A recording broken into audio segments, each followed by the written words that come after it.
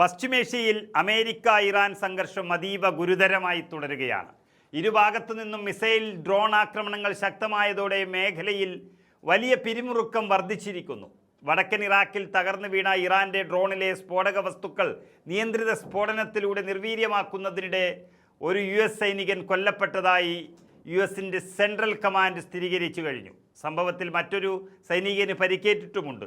ഇതോടെ ഫെബ്രുവരി 28-ന് സംഘർഷം ആരംഭിച്ചതിന് ശേഷം കൊല്ലപ്പെട്ട US സൈനികരുടെ എണ്ണം 17ആയി ഉയർന്നു.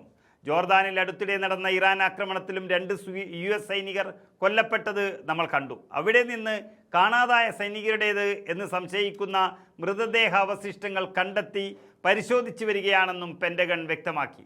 ജോർദാനിലെ ആക്രമണത്തിന് തിരിച്ചടിയായി തുടർച്ചയായ 8ാം രാത്രിയും ഇറാനിലെ IRGC താവളങ്ങൾക്ക് നേരെ US സൈന്യം ശക്തമായ വ്യോമാക്രമണം നടത്തിയിരിക്കുന്നു. എന്നാൽ തിരിച്ചടി തുടർന്നാൽ ഈ രാജ്യം ഒരിക്കലും മറക്കാത്ത പാഠം പഠിപ്പിക്കുമെന്ന് ഇറാന്റെ ഭാഗത്തു നിന്നും മുന്നറിയിപ്പ് ഉയർന്നിട്ടുണ്ട്. സംഘർഷം മറ്റയൽ രാജ്യങ്ങളിലേക്കും വ്യാപിക്കുന്നൊരു കാഴ്ചയാണ് ഇപ്പോൾ കാണുന്നത്. കുവൈത്തിലെ കടൽ ജല ശുദ്ധീകരണശാലയ്ക്കും വൈദ്യുതി പ്ലാന്റിനും നേരെ ഇറാൻ ആക്രമണം നടത്തിയിരിക്കുന്നു.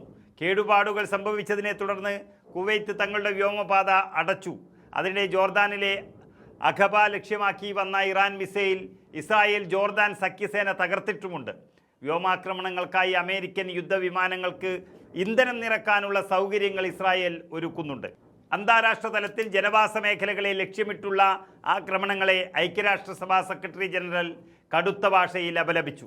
ഇതിനിടെ ഇറാന്റെ ഭരണതലത്തിലെ മാറ്റങ്ങളെക്കുറിച്ച് നിർണായക റിപ്പോർട്ടുകളും പുറത്തു വരികയാണ്. ഇറാന്റെ പുതിയ പരമോന്നത നേതാവ് മുജ്തബ ഖമനി നിലവിൽ രാജ്യത്തില്ലെന്ന് ഇസ്രായേലി സുരക്ഷാ വൃത്തങ്ങളെ ഉദ്ധരിച്ചുകൊണ്ട് സൗദി മാധ്യമമായ അൽ ഹദത്ത് റിപ്പോർട്ട് ചെയ്യുകയും ചെയ്തു. മുൻ പരമോന്നത നേതാവ് അയത്തുള്ള അലി ഖമനിയുടെ കൊല്ലപ്പെട്ടതുമായി ബന്ധപ്പെട്ട് ചുമതലയേറ്റ മുജ്തഫ ഇതുവരെ പൊതുവേദിയിൽ എവിടെയും പ്രത്യക്ഷപ്പെട്ടിട്ടില്ല.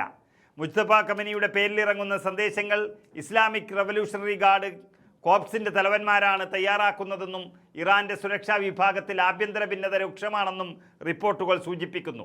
മേഖലയിൽ യുദ്ധസമാനമായൊരു അന്തരീക്ഷം തുടരുമ്പോൾ സംഘർഷം ഇനിയും കനക്കുമോ എന്ന ആശങ്കയിലാണ് ലോകരാജ്യങ്ങൾ.